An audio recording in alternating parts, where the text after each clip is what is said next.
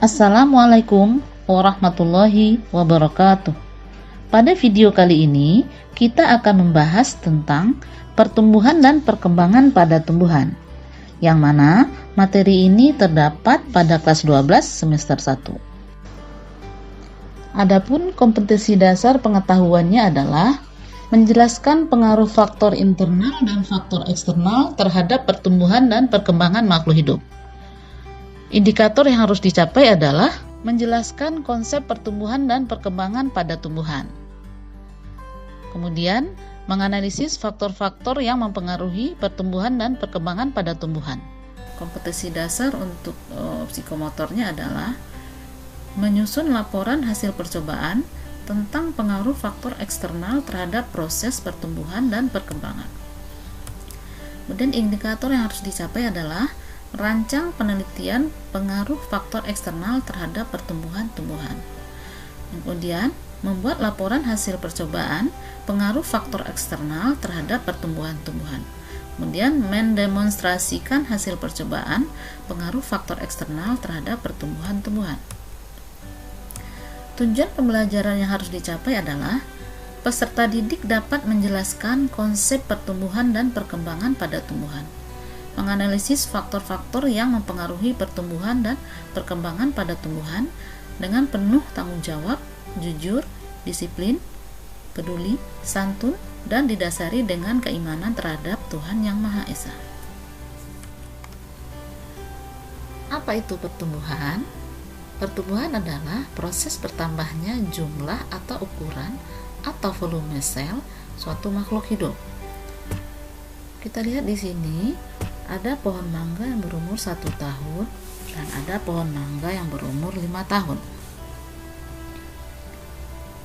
Apa perbedaannya? Tentunya pohon mangga yang berumur 5 tahun lebih tinggi dari pohon mangga yang berumur 1 tahun. Mengapa demikian? Karena dia mengalami pertumbuhan. Tinggi batangnya dapat diukur. Misalnya, pohon mangga yang berumur 1 tahun tingginya 1 meter. Pohon mangga yang berumur 5 tahun tingginya 5 meter. Apakah pohon mangga yang sudah mencapai tinggi 5 meter bisa kembali lagi menjadi 1 meter? Tentunya tidak. Jadi dia bersifat irreversible, atau disebut juga dengan tidak bisa kembali. Apa itu perkembangan? Perkembangan adalah proses makhluk hidup menuju kedewasaan atau pematangan fungsi organ. Kita lihat di sini, pohon mangganya sudah berbuah. Kita tahu bahwa sebelum berbuah, dia berbunga dulu. Terlebih dahulu terjadi penyerbukan, kemudian diikuti dengan pembuahan, baru menghasilkan buah. Berarti organ reproduksi generatifnya sudah mengalami pematangan. Berarti sudah dewasa. Lebih jelasnya, kita lihat di sini perbedaan antara pertumbuhan dan perkembangan. Pertumbuhan adalah proses bertambahnya volume sel, bertambahnya ukuran sel. Sedangkan perkembangan adalah terspesialisasinya sel-sel menjadi struktur dan fungsi tertentu. Kemudian, pertumbuhan itu dia bersifat irreversible atau tidak dapat balik, sedangkan perkembangan bersifat reversible atau bisa balik. Kemudian pertumbuhan itu dapat diukur, jadi bersifat kuantitatif. Sedangkan perkembangan itu dia tidak dapat diukur, jadi bersifat kualitatif. Contoh pertumbuhan adalah pertambahan tinggi badan atau pertambahan tinggi tanaman. Contoh dari perkembangan adalah munculnya bunga sebagai alat reproduksi. Tumbuhan itu akan tumbuh mulai dari biji. Kemudian terjadi proses berkecambahan. Setelah berkecambah, biji itu tumbuh dan berkembang. Jadi terjadi proses pertumbuhan dan perkembangan. Sekarang apa itu perkecambahan? Perkecambahan adalah berakhirnya masa dormansi biji. Masa dormansi biji itu adalah masa inaktif dari biji. Jadi kalau biji itu sebelum berkecambah, itu disebut dengan masa inaktif atau masa dorman.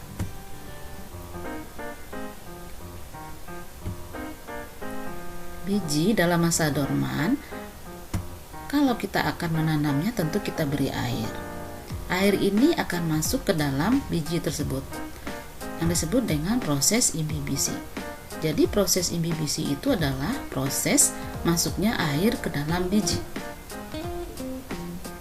Setelah air masuk ke dalam biji, maka akan mengaktifkan hormon giberelin yang ada dalam biji. Hormon giberelin adalah hormon yang berperan dalam proses perkecambahan.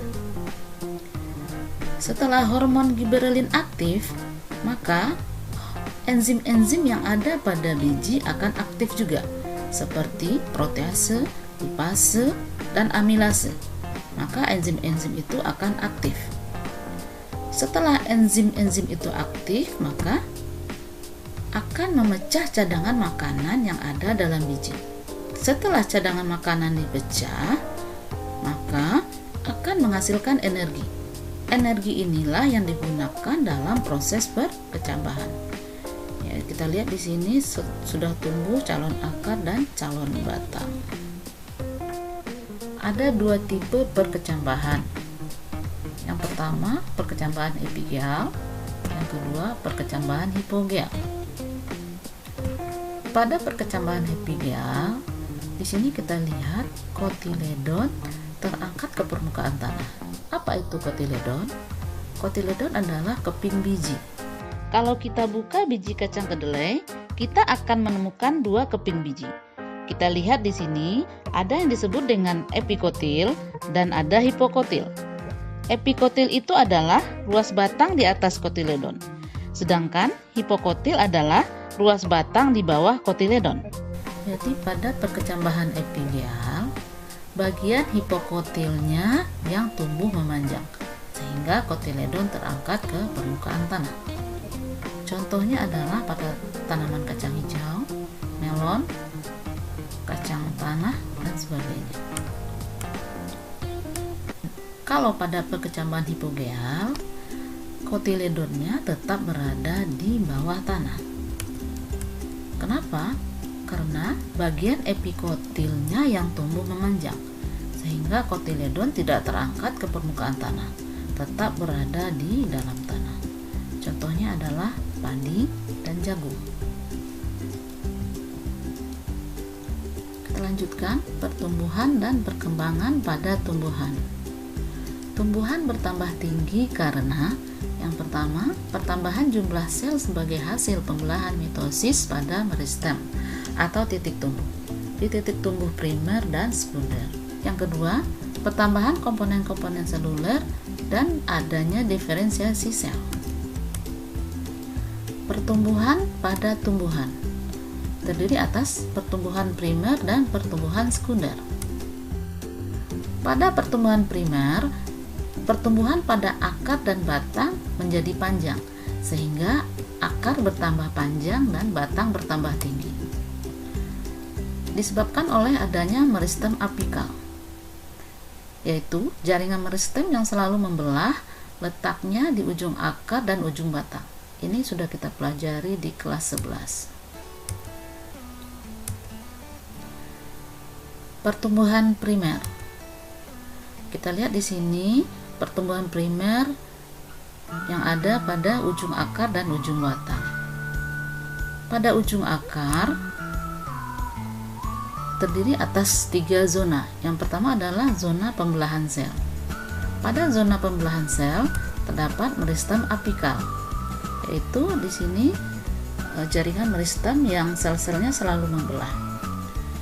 Meristem apikal pada akar dilindungi oleh tudun akar. Yang kedua adalah zona pemanjangan atau elongasi. Pada zona pemanjangan ini terjadi pemanjangan sel. Yang ketiga adalah zona pematangan atau diferensiasi, ditandai dengan adanya rambut akar. Kemudian di situ terdapat silinder vaskular. Kita lihat di sini titik tumbuh batang. Pada titik tumbuh batang terdapat meristem apikal.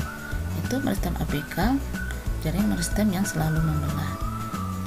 Kemudian di sampingnya terdapat yaitu bakal daun atau primordial daun.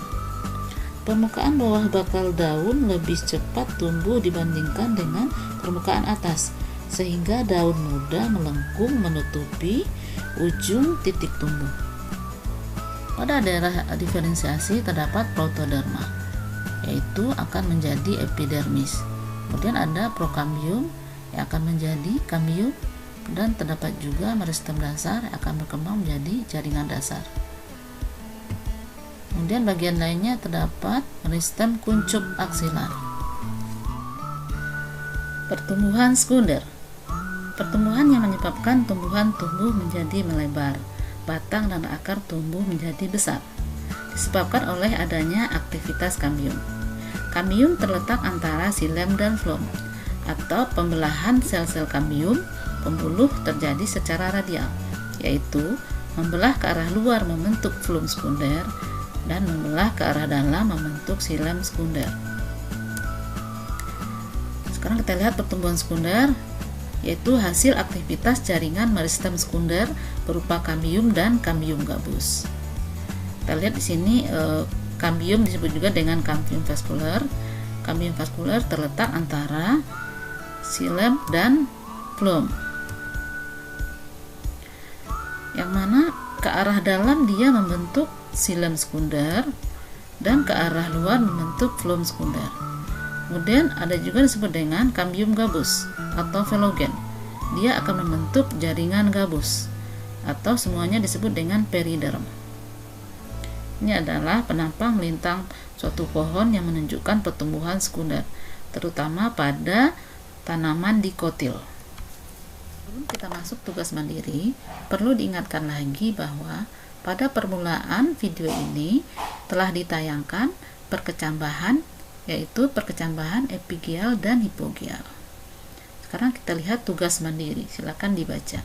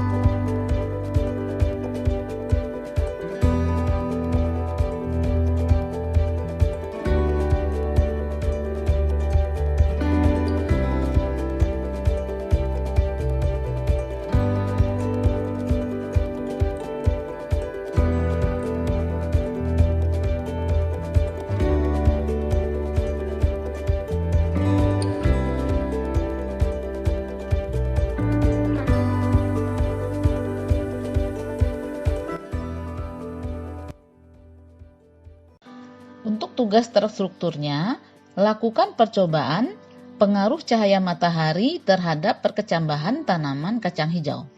Tentukan variabel bebas dan variabel terikatnya.